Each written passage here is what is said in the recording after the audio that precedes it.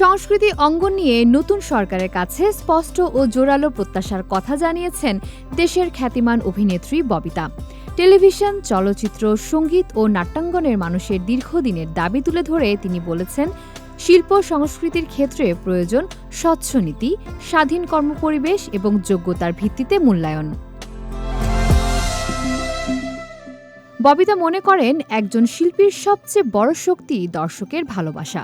দলীয় রাজনীতিতে জড়িয়ে সেই সার্বজনীন গ্রহণযোগ্যতা নষ্ট হওয়া উচিত নয়। তার ভাষ্য, রাজনৈতিক ক্ষমতা ক্ষণস্থায়ী হলেও শিল্পীর মর্যাদা সময়ের সঙ্গে বাড়ে। তাই শিল্পীদের নিরপেক্ষ অবস্থানই সবচেয়ে সম্মানজনক ও দীর্ঘস্থায়ী।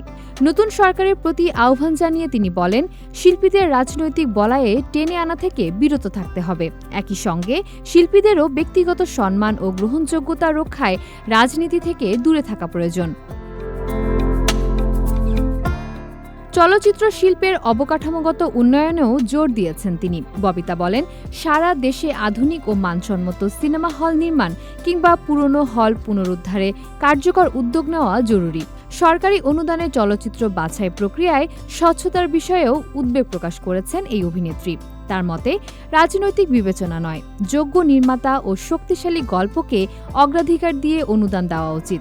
একইভাবে জাতীয় চলচ্চিত্র পুরস্কার প্রদানে স্বচ্ছতা নিশ্চিত করার আহ্বান জানিয়েছেন তিনি।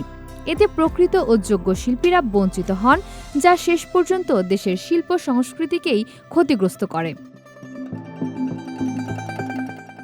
সবশেষে তিনি বলেন, শিল্প ও সংস্কৃতিকে রাষ্ট্রীয়ভাবে এমন মর্যাদায় নেওয়া প্রয়োজন, যেখানে শিল্পীরা দল, মত, ধর্ম, বর্ণের ঊর্ধ্বে থেকে কাজ করতে পারেন। শিল্পীর কণ্ঠস্বর হবে সবার জন্য, কোনো নির্দিষ্ট দলের জন্য নয়। এমন অবস্থানই নতুন সরকারের কাছে সংস্কৃতি অঙ্গনের প্রত্যাশা।